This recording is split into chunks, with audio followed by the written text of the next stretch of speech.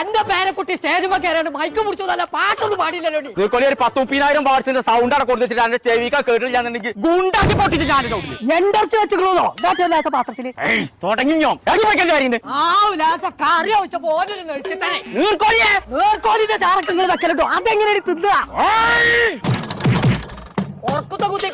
കുട്ടിക്ക് ഹാജറില്ലായിട്ട് സമ്മാനം കിട്ടിയിട്ടില്ല എന്നാ പറഞ്ഞത്. ഹാജരാക്ക് സമാധാനം കിട്ടിയില്ലെങ്കിൽ ഇജ്ജത്തെ താങ്ക പേടിച്ചോ കോയെ അത് ഞാൻ കൊടുക്കാം.